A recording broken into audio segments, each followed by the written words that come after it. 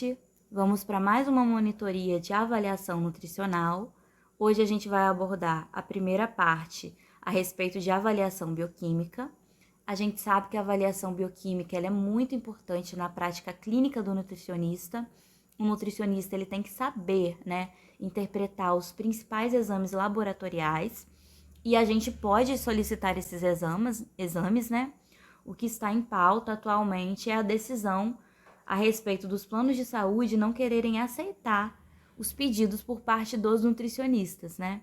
Então a gente tem que lutar por esse direito, porque poder avaliar, solicitar e avaliar esses exames bioquímicos é muito importante, porque esses exames a gente vai ver a fundo nessa aula, eles podem nos dar noções de várias intervenções nutricionais que a gente vai precisar fazer, dependendo do resultado desses exames, tá?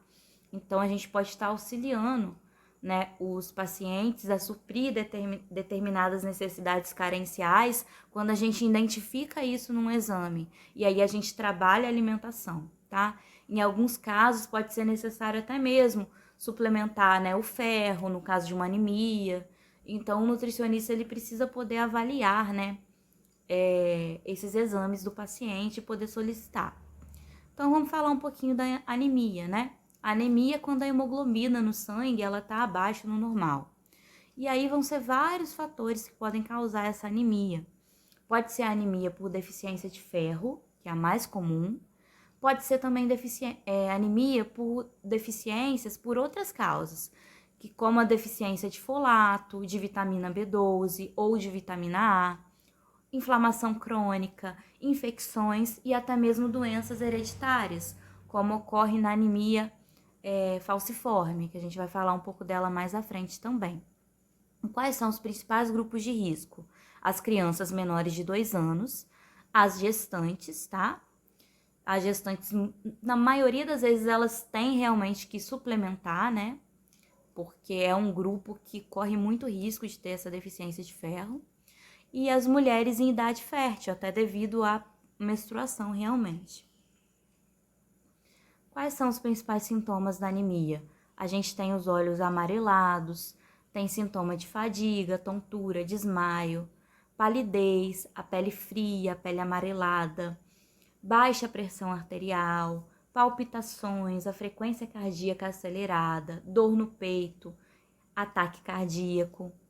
Na parte respiratória, falta de ar. Na parte muscular, fraqueza, mudança na cor das fezes e até mesmo alargamento do baço.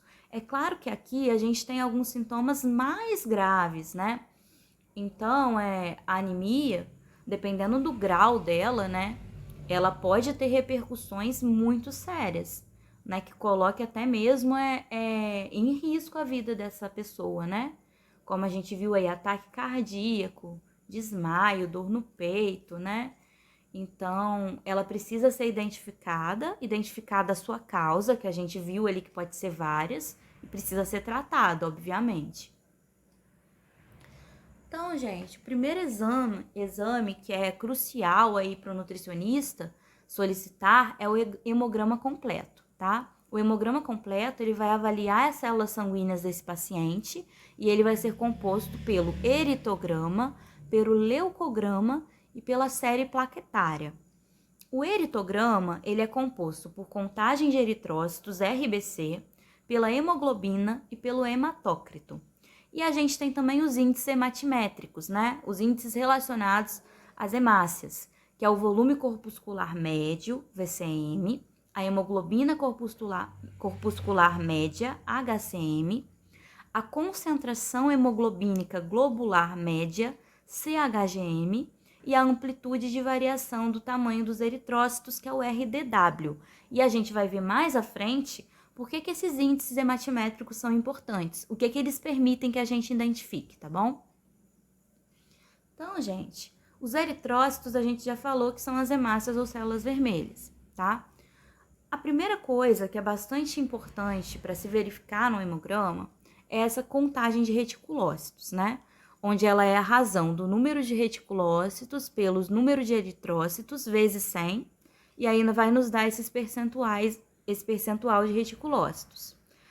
A contagem de reticulócitos, ela vai refletir em que velocidade a medula está liberando eritrócitos jovens na circulação sanguínea, tá? Então, em qual velocidade a medula está liberando essas hemácias jovens aí para a circulação?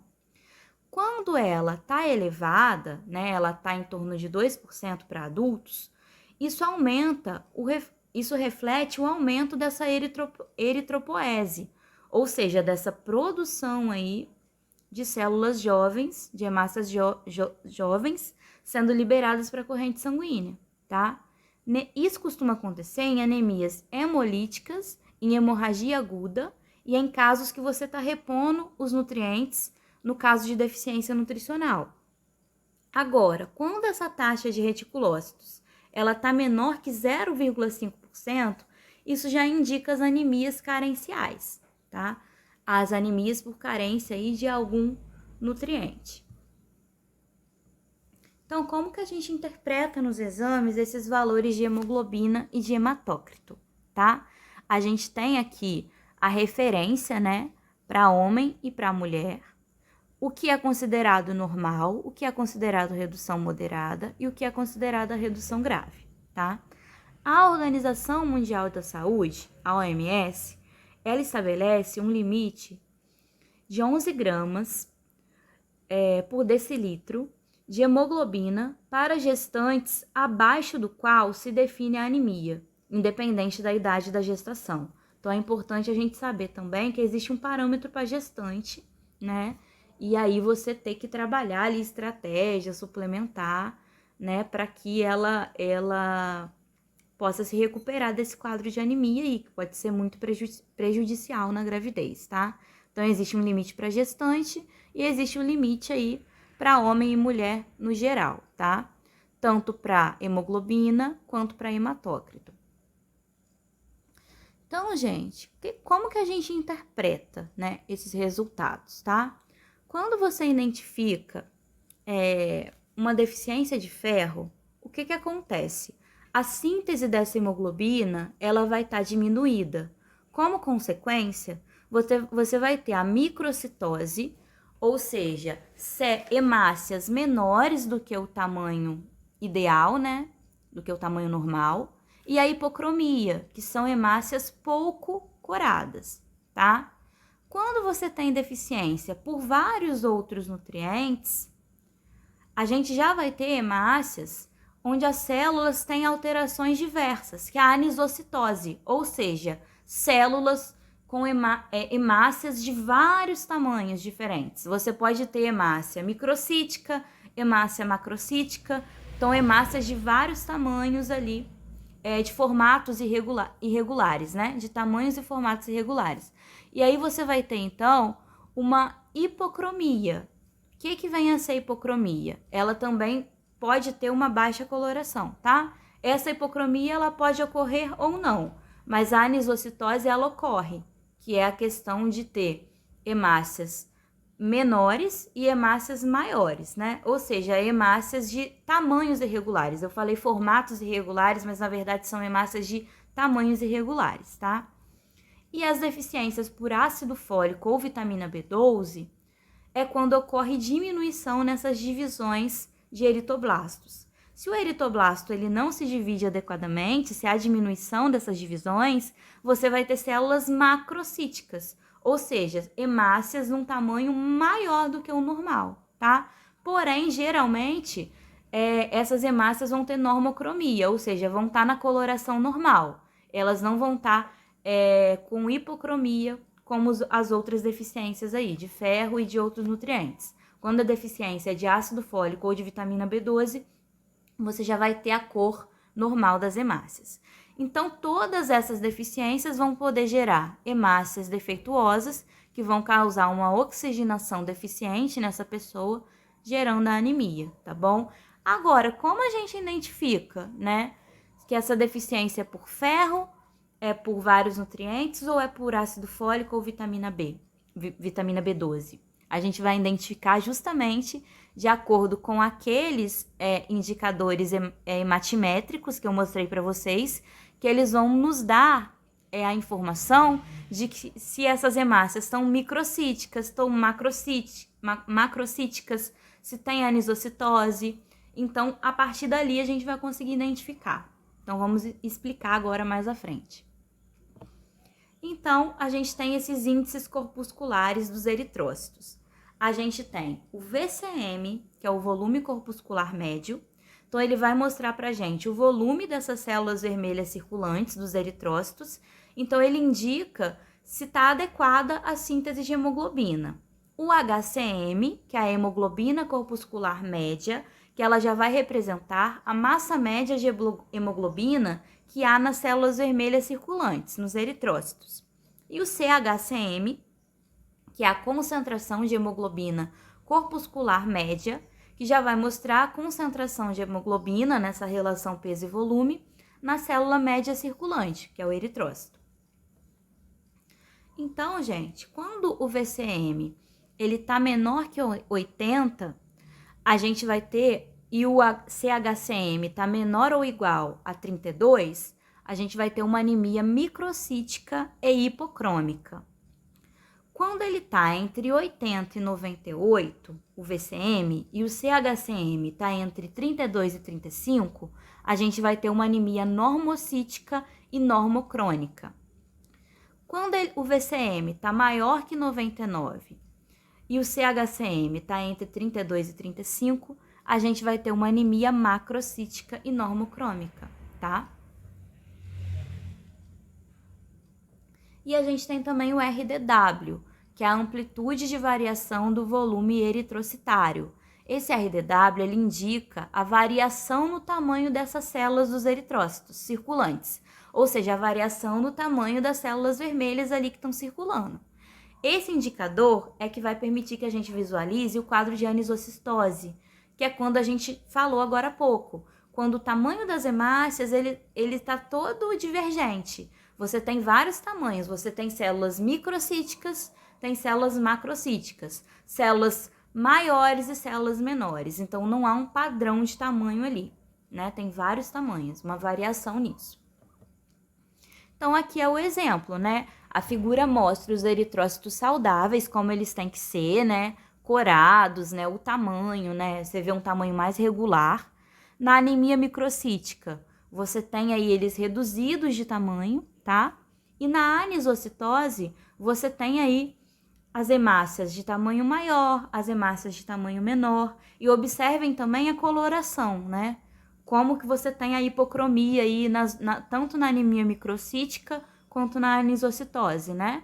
É diferente das hemácias dos eritrócitos saudáveis, que estão bem corados. Na anemia microcítica e na anisocitose, você vê que eles estão hipocorados, estão pouco corados, essas hemácias. Então, gente, existe a anemia megaloblástica, que é por deficiência de B12 folato. Essa anemia megaloblástica, ela reflete um distúrbio na síntese de DNA, que vai resultar em alterações morfológicas e funcionais desses eritrócitos, dessas células vermelhas, também dos leucócitos, das plaquetas e de todos os seus precursores no sangue e na medula óssea. A anemia megaloblástica, ela é caracterizada pela presença de células progenitoras grandes, né? Então, se é grande, é macrocítica, né? Imaturas e anormais na medula óssea. 95% dos casos vão ser atribuídos, então, justamente ao que está aí, a deficiência do ácido fólico e também da vitamina B12. Já a anemia perniciosa é quando o portador ele não produz fator intrínseco. Então, deixa eu explicar para vocês o que vem a ser esse fator intrínseco. O fator intrínseco, ele é uma glicoproteína do suco gástrico que é necessária para a absorção de vitamina B12 alimentar. Então, a anemia perniciosa, ela é uma anemia macrocítica também, né? Então, tem o aumento aí dessas hemácias, megaloblástica também, causada pela deficiência de vitamina B12, porém, mais frequentemente, pela falta de fator intrínseco, tá? Então, pode acontecer quando a pessoa não produz esse fator intrínseco ou não produz em quantidade suficiente, dela ter a anemia perniciosa. E a gente também tem a anemia por deficiência de cobre, né? A gente sabe que o cobre e outros metais pesados, eles vão ser essenciais para a formação adequada dessa hemoglobina. Então, a ceruloplastina é uma proteína que ela contém cobre e ela é necessária para a mobilização normal do ferro dos seus locais normais de armazenamento para o plasma. Então, quando a pessoa está num estado de deficiência de cobre, o ferro ele não pode ser liberado. Então, isso vai levar a baixas concentrações séricas de ferro e de hemoglobina, mesmo se a pessoa tenha reservas de ferro normais, tá? Então, a carência do cobre também, né, pode levar a um quadro de anemia, como a gente está vendo. E aí, não consta nesse slide, né, mas eu gostaria de falar para vocês a nível de informação mesmo, que também existe a anemia falciforme, né, que ela já é hereditária. É uma anemia hemolítica crônica, que é também conhecida como a doença da hemoglobina S. E é um defeito na síntese de hemoglobina que a pessoa tem, que vai ocasionar o surgimento de hemácias no formato de foice. E por elas terem esse formato anormal, né, em forma de foice, elas acabam ficando presas nos capilares sanguíneos e aí não transportam bem o oxigênio, tá? E aí esse tipo de anemia vai causar uma série de transtornos, né, para a pessoa, né? E aí, gente, os exames laboratoriais, né, eles são importantes para a gente conseguir identificar qual tipo de anemia e se for por alguma carência, por alguma deficiência, o nutricionista poder estar interferindo, tanto modificando a alimentação para que haja mais aporte desse nutriente que está causando, né, a anemia, quanto também, em alguns casos, sendo necessário suplementar, né, principalmente quando a deficiência é de ferro. Eu espero que vocês possam ter compreendido bem. Obrigada pela atenção de vocês.